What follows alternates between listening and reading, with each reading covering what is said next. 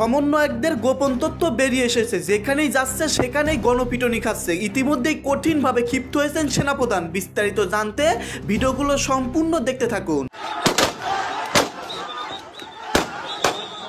এনসিপিকে কি মানুষ আস্তে আস্তে বয়কট করছে? সাংবাদিক ইলিয়াস আবার তিনি বলেন এরকম কোটি কোটি টাকা নাকি ধান্দা করতেছে। আবার ওনারে আলগা হাসনাতে ফোন দিয়ে কয় ভাই আপনি ফেসবুকে লেখেন না। এটা আমার কথা না, সাংবাদিক ইলিয়াসের কথা। ওই সংগঠনটি ছাত্র আন্দোলনের সামনে কথা বলবেন, তারা আপনার লাগে লাগে মাইরে ফেলাইবো, মব জাস্টিস করবো তারা। আপনি সরকারের বিরুদ্ধে কথা বলবেন, আপনি যখন বৈষম্য বিরোধী ছাত্র আন্দোলনের নেতাকর্মীদের সামনে কথা বলবেন, তখন আপনাকে মব জাস্টিস সৃষ্টি করে কিন্তু আপনাকে হেনস্থা করবে বা আপনাকে মেরে ফেলবে। এখন কিন্তু রাজনৈতিক মারামারিটা শুরু হয়েছে এবং এটা আমরা দেখতেছি প্রতিনিয়ত এক পক্ষ আর এক পক্ষকে আক্রমণ করতেছে। মিরপুরের রূপনগরে নাগরিক পার্টির কর্মীদের উপর হামলা হয়েছে এবং সেই হামলা করেছে, তারা দাবি করেছে মৌলিক সংস্কার ছাড়া নির্বাচনে যাবে না এনসিপি। মার্কিন প্রতিনিধি দলকে নাহিদ। আসসালামু আলাইকুম সম্মানিত দর্শক, সমন্বয়কদের দল নাগরিক পার্টি এনসিপি এইভাবে যে ধ্বংস হবে মানুষ কল্পনাও করেনি। প্রিয় দর্শক শ্রোতা, তাদের সমস্ত চাঞ্চল্যকর তথ্য বেরিয়ে এসেছে, তারা মহা বিপদের মধ্যে পড়ে গেছে। প্রিয় দর্শক, মধ্যরাতে সমন্বয়কদের উপর কঠিন হামলা চালিয়েছেন ছাত্রলীগ। ছাত্রলীগ ভয়ঙ্কর রূপ ধারণ করেছে। প্রিয় দর্শক মণ্ডলী, আজকের এই ভিডিওটি দেখলে আপনারা বিস্তারিত বুঝতে পারবেন সমন্বয়কদের গোপন চাঞ্চল্যকর তথ্য কি কি বেরিয়ে এসেছে, এবং চাঞ্চল্যকর তথ্যগুলো জানতে চাইলে আজকের এই ভিডিওটি আপনাদের সম্পূর্ণ দেখা লাগবে। ইতিমধ্যেই সেনাপ্রধান জেনারেল ওয়াকারুজ্জামান কঠিনভাবে ক্ষিপ্ত হয়েছেন এদের উপর। তো বেশি কথা না বাড়িয়ে আমরা মূল ভিডিওতে চলে যাই। আপনারা মনোযোগ সহকারে ভিডিওগুলো সম্পূর্ণ দেখতে থাকুন। হাজার হাজার লক্ষ লক্ষ মানুষ গেল 3 দিন আগেও জাতীয় নাগরিক পার্টির সমাবেশে, ইফতার মাহফিলে অথবা আরো বিভিন্ন যে প্রোগ্রামগুলো থাকে সেখানে আমরা দেখি। কিন্তু এক ভিন্ন চিত্র আমরা দেখলাম যে গত 2 দিন আগে যখন আমাদের নববর্ষ উদযাপনের দিন, মানে 14 এপ্রিল, জাতীয় নাগরিক পার্টির উদ্যোগে তারা একটা অনুষ্ঠানের আয়োজন করছিল ঢাকার মধ্যেই। এই দৃশ্য দেখার পরে জনমনে প্রশ্ন উঠেছে, ভাই ঘটনা কি? এটা তো এমন এক দিন যেদিন সারা বাংলাদেশ ছুটি, ঢাকা শহরে বিশেষ করে গ্রামে যতটুকু পালন হোক না হোক, বা শহরের মানুষ একটু সবাই বের হচ্ছে। আর আমরা এই যে ফেসবুকে এই প্রোগ্রামটা নিয়ে যখন দেখলাম একটা স্টেটাস বিভিন্ন আইডিগুলো থেকে, মানে তাদের যারা বড় বড় ক্যারেক্টার আছেন এই দলটির, হাজার হাজার লাইক, হাজার হাজার কমেন্ট, কিন্তু মাঠ পর্যায়ে এই যে উপস্থিতি সেটা কিসের জানান দিচ্ছে? এনসিপিকে কি মানুষ আস্তে আস্তে বয়কট করছে? এনসিপির অনেক নেতা, প্রতিটা রাজনৈতিক দল, যেমন নাহিদ বিএনপির নিয়েও সে যেমন সমালোচনা করেছে, জামাত ইসলাম বা চরমনাইদের দেশের মানুষ ক্ষমতায় আনবে না, এই টাইপের দলকে মানুষ পছন্দ করে না। এটা কার কথা? নাহিদের কথা। সাজিস দেখেন একের পর এক বক্তব্য, উড়া ধুরা, শত শত গাড়ি। হাসনাত খালি ফাঁস খেলায় লিপ্ত আছে, একদিন নিজেও ফাঁস হয়ে যেতে পারে। হান্নান মাসুদ কান্নাকাটির ফাঁকে ফাঁকে মানে হাতিয়া ওটার সাথে ভাষাঞ্চর অ্যাড করার আছে, জেলায় জেলায় একটা মারামারির সিচুয়েশন, অনেক রকম। এই যে জুলাই আগস্ট অভ্যুত্থানের এখনো অনেক পোলাপাইন ওয়ারিয়ার্স অফ জুলাই নাম দিয়ে এদেরকে মোলা ঝুলাই রাখছে, চিকিৎসা সবার হচ্ছে না, আবার এটার অনুদানের টাকাও নাকি শেষ। আবার এদের অনেকের নামেই যে কি বলা হচ্ছে, উপদেষ্টাদের মধ্যে 2 জনের নাম আছে। সাংবাদিক ইলিয়াস আবার তিনি বলেন এরকম কোটি কোটি টাকা নাকি ধান্দা করতেছে। আবার ওনারে আলগা হাসনাতে ফোন দিয়ে কয় ভাই আপনি ফেসবুকে লেখেন না। এটা আমার কথা না, সাংবাদিক ইলিয়াসের কথা। সাংবাদিক ইলিয়াসের কথা। এই যে বিতর্কে জড়িয়েছে তারা, দেখেন ডক্টর ইউনূস আলাদা, বরাবর বলি রাজনৈতিক দল এনসিপি আলাদা। আমার কাছে মনে হচ্ছে বাংলাদেশের মানুষ রাজনীতিতে যে নতুন একটা পরিবর্তন দেখতে চাইছে, সেই পরিবর্তনের জন্য একটা সি টিমের দরকার ছিল। মানুষ মনে করতো পরিবারবিহীন যে রাজনীতি, পরিবারতন্ত্রের বাহিরে একটা রাজনীতি হবে, মানুষের কথা বলবে, এবং কথায় না কাজে কাজে। তো কাজে আর কথায় এই এনসিপি বা জাতীয় নাগরিক পার্টি 5ই আগস্টের পর গত 8 মাসে 101টা এজেন্ডা দিছে। কয়টা বাস্তবায়ন করছে আপনি বলেন? Any single?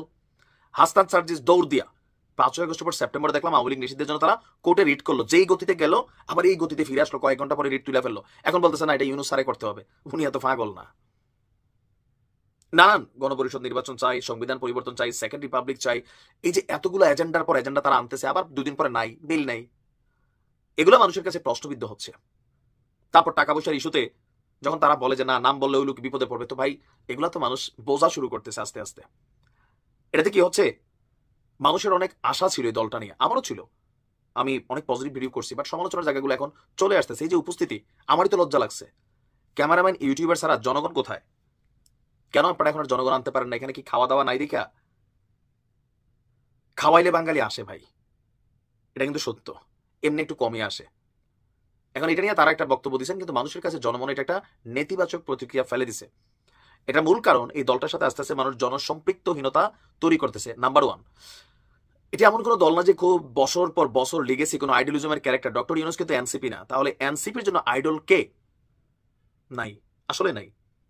আবু সাইদের ড্রোন তৈরির জন্য খরচ হচ্ছে, তার ফ্যামিলিতে তারা দাওয়াত দেয় না। বর্ষবরণ গেল বা আরো বিভিন্ন বিষয় তার বাইরেই তো বললো এগুলা। তো মানুষকে এগুলো দেখে না, গণমাধ্যমে আসে না, আপনার একটু বুঝতে হবে। যে কোনো কাজ একটা ধইরা আরেকটা, একটা ধইরা আরেকটা, মানে গাছে মাছে সবকিছু আউলে ফেলতেছেন। রাজনীতি আলাদা জিনিস। তাড়াহুড়া করে একদম সংসদের মধ্যে ঢুকে যাবেন, তো একদিন হবে না, বুঝতে হবে। যে গ্লোরিফাই ক্যারেক্টারগুলো আপনারা ছিলেন, আস্তে আস্তে আস্তে আপনারা জনসম্পৃক্ত যে ইস্যুগুলো ছিল হারাই ফেলতেছেন। আপনাদের এজেন্ডাগুলো জনগণের সব এজেন্ডা, আওয়ামী লীগ ইস্যুদের একটা এজেন্ডা, এটা আলাদা, এটা পলিটিক্যালি। এর বাইরে আপনাদের কোনো ইস্যু কিন্তু আপনারা খাওয়াইতে পারতেছেন না। এইভাবে চললে কি অবস্থা হবে বুঝতে পারতেছেন? একটু ভাইবা দেখেন। বৈষম্য বিরোধী ছাত্র আন্দোলনের সামনে কথা বলবেন, তারা আপনার লাগে লাগে মাইরে ফেলাইবো, মব জাস্টিস করবো তারা আপনি সরকারের বিরুদ্ধে কথা বললে। আপনি এখানে আমি ফাঁকা জায়গায় আছি বলতে পারতেছি, গত 7 মাস যাবত এই অবস্থা, একই অবস্থা। মানুষ তো বলতেছে যে জানমালের যাবত নাই, মানুষের বিনা বিচারে হত্যা হচ্ছে, মানুষকে বাইরে ফেলাইতেছে বিনা বিচারে, তার কারণে মব জাস্টিস হচ্ছে। আপনি যখন বৈষম্য বিরোধী ছাত্র আন্দোলনের সামনে কথা বলবেন, এই লোকটি একটি কথা বলেছে যে আপনি যখন বৈষম্য বিরোধী ছাত্র আন্দোলনের নেতাকর্মীদের সামনে কথা বলবেন তখন আপনাকে মব জাস্টিস সৃষ্টি করে কিন্তু আপনাকে হেনস্থা করবে বা আপনাকে মেরে ফেলবে। আসলে ওনার এই কথার সাথে আমি একমত প্রকাশ করি, কারণ 5 তারিখের পর থেকে কথা বলার যে স্বাধীনতাটি তারা বলতেছে যে আমরা দীর্ঘ 15 বছর কথা বলার স্বাধীনতা পাইনি, এখন আমরা সেই স্বাধীনতাটি পেয়েছি। এটি যদিও তাদের বক্তব্য, কিন্তু আপনি যদি প্রকৃত অর্থে দেখেন যে 5 তারিখের পর থেকে কিন্তু মানুষ স্বাধীনতা পায়নি। মানুষ কি পেয়েছে? আপনার একটি দল রয়েছে বাংলাদেশের সবচেয়ে বড় রাজনৈতিক দল আওয়ামী লীগ, যদিও তারা 5 আগস্টের পর তাদের অস্তিত্ব বিলীন হয়ে গেছে বা ক্ষমতা থেকে সরে গেছে, কিন্তু এই দলটি তো বাংলাদেশের সবচেয়ে বড় রাজনৈতিক সংগঠন।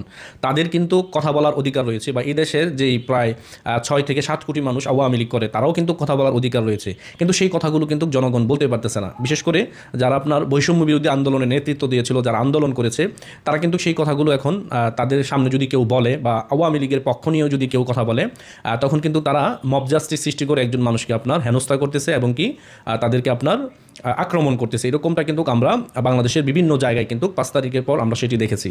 কিন্তু আমরা চাই যে এরকম বিষয়গুলো এড়িয়ে চলতে হবে, কারণ যেহেতু আওয়ামী লীগ এদেশের প্রাচীন রাজনৈতিক সংগঠন এবং কি এই দলটির বাংলাদেশে একটি রয়েছে, সুনাম রয়েছে, এবং কি এদেশের স্বাধীনতা নেতৃত্বে এই আওয়ামী লীগ নেতৃত্ব দিয়েছে বাংলাদেশের স্বাধীনতায়। সেই ক্ষেত্রে এই দলের ভিতরে অনেক দুর্নীতিবাজ থাকতে পারে, দল পরিচালনা করতে গেলে ভুল ত্রুটি থাকতে পারে, কিন্তু যারা সাধারণ জনগণ আওয়ামী লীগ করে তাদেরকে মব জাস্টিস করা বা তাদেরকে আপনার হেনস্থা করা, এগুলো কিন্তু স্বাধীনতা বলে না। এই দেশে আওয়ামী লীগ করবে, অবশ্যই করবে। আপনি আওয়ামী লীগ করতে পারেন, অন্যজন করতে পারে, বা অন্যজন আরেকটি দল করতে পারে, যার যেটি ইচ্ছে সে সেটি করবে, কিন্তু তার দলের পক্ষ হয়ে কথা বললেই আপনি মব জাস্টিস সৃষ্টি করে একজন মানুষকে হেনস্থা করবেন বা একজন মানুষকে আপনি হেয় প্রতিপন্ন করে কথা বলবেন, এগুলো কিন্তু আসলে মানে না, এগুলো কিন্তু বৈষম্য ঠিকই রয়ে গেল। তার মানে কোন বৈষম্য দূর করার জন্য আপনারা লাল স্বাধীনতা নিয়ে আসছেন? এটা তো আপনারাই বলছেন যে আমরা এখন স্বাধীন। তো স্বাধীন হলে তো ওই দেশের জনগণ সকল দলের কথাই বলবে, যে যে দল করে সেই দলের কথাই সে বলতে পারবে, এটাই তো স্বাধীনতা। কিন্তু প্রকৃত স্বাধীনতা কি আসলে এদেশের জনগণ পাচ্ছে? এগুলো কিন্তু আজও কিন্তু ভাবার বিষয়। এগুলো কি পাচ্ছে এদেশের জনগণ? পাচ্ছে না। দেশে এখন কিন্তু রাজনৈতিক মারামারিটা শুরু হয়েছে, এবং এটা আমরা দেখতেছি প্রতিনিয়ত এক পক্ষ আরেক পক্ষকে আক্রমণ করতেছে।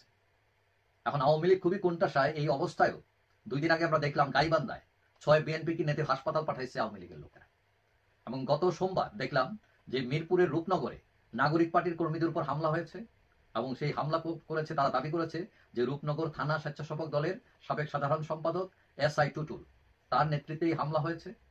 এবং এটা নিয়ে গত সোমবার মিরপুরের 10 নম্বরে বিক্ষোভ করেছে তারা, এবং সেখানে তারা এই দোষী ব্যক্তিদের গ্রেফতারের দাবি করেছে। অর্থাৎ বিএনপি ভার্সেস নাগরিক পার্টি।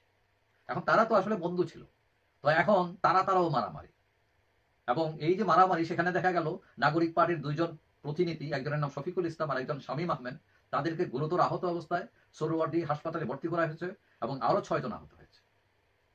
এখন এইটা নিয়ে সমাবেশ করেছে তারা মিরপুর 10 নম্বরে, এবং সেখানে নাগরিক নেতা আরিফুল ইসলাম আদিব, আব্দুল্লাহ মনসুর, তারপরে আকরাম হোসেন প্রমুখ এই আক্রমণের নিন্দা জানান, গ্রেফতারের নিন্দা জানান।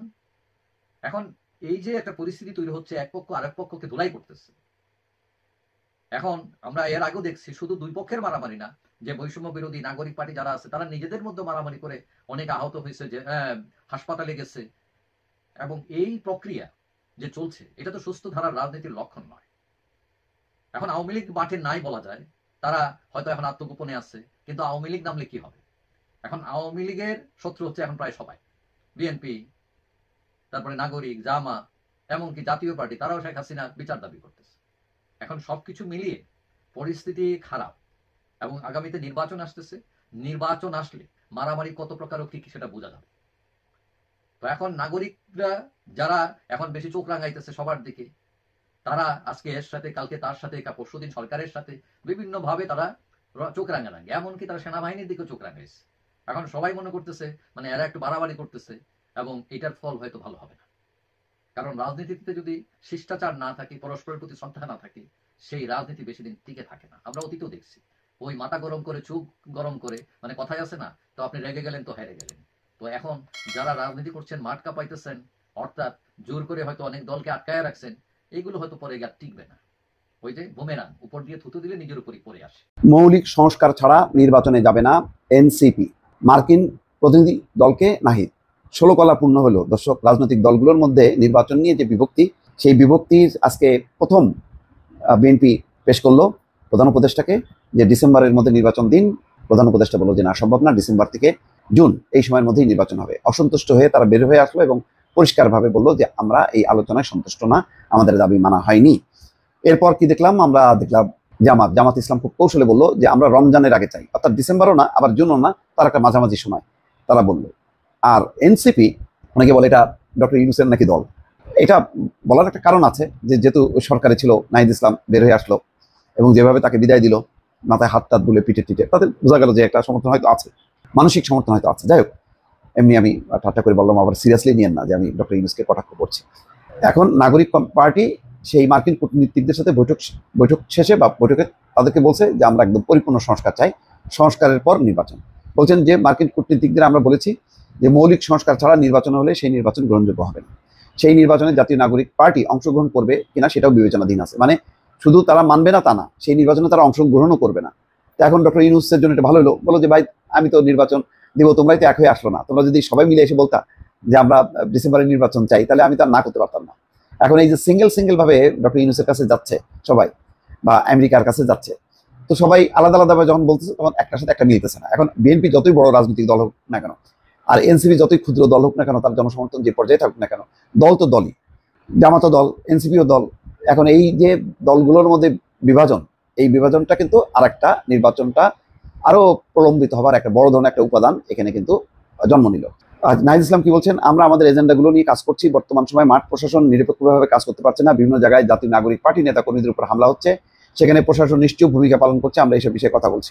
যাক, মোটা দাগে এখন বোঝা গেল যে নির্বাচনের একটা জট কিন্তু তৈরি হয়ে গেল, এবং নাহিদ ইসলাম আজকে এমন একটা বক্তব্য দিল যে নির্বাচনেরই যাবে না যদি মৌলিক সংস্কার না হয়। এখন কোনটা মৌলিক সংস্কার? সেই সংস্কারের তো কোনো মা বাপ নেই। 1 থেকে 100 পর্যন্ত সংস্কার, 1 থেকে 10 পর্যন্ত সংস্কার, 1 থেকে 50 পর্যন্ত সংস্কার। এখন কেউ যদি বলো যে না আমি 10 পর্যন্ত সংস্কারটা ঠিক আছে, একটু মৌলিক, নাহিদ ইসলামরা বলো যে না 1 থেকে 100টা হলো পর্যন্ত গেলে সংস্কার হলে তখন আমরা এটা বলবো মৌলিক। একটা জট বেঁধে গেল দর্শক। আমি জানি না এই জটটা কিভাবে খুলবে।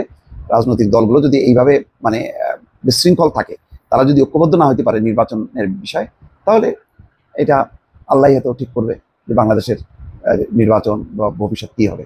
ভালো থাকবেন, আল্লাহ হাফেজ। সম্মানিত দর্শক, আপনারা বিস্তারিত ভিডিওতে দেখতে পারলেন সমস্ত চাঞ্চল্যকর তথ্য। আশা করতেছি এই সম্পর্কে নতুন করে আর কিছুই বলতে হবে না। প্রিয় দর্শক, বর্তমান দেশের উত্তপ্ত পরিবেশের মধ্যে দিয়ে সমন্বয়কদের আবারও চাঞ্চল্যকর তথ্য আস্তে আস্তে বেরিয়ে আসতেছে। প্রিয় দর্শক, আপনারা ভিডিওর প্রতিবেদনে গুরুত্বপূর্ণ আলোচনা শুনতে পারলেন যে সমন্বয়কদের মানে সাপোর্ট না করলে তাদেরকে এক প্রকার হুমকি দেওয়া হয়, এমন একটি প্রতিবেদন দেখতে পারলেন। যাই হোক দর্শক, এই সম্পর্কে আমি নতুন করে কিছুই বলতে চাচ্ছি না।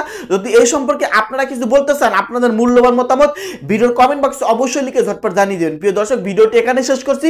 ভিডিওর সঙ্গে সম্পূর্ণ আকারে থাকার জন্য আপনাদের সবাইকে অসংখ্য ধন্যবাদ।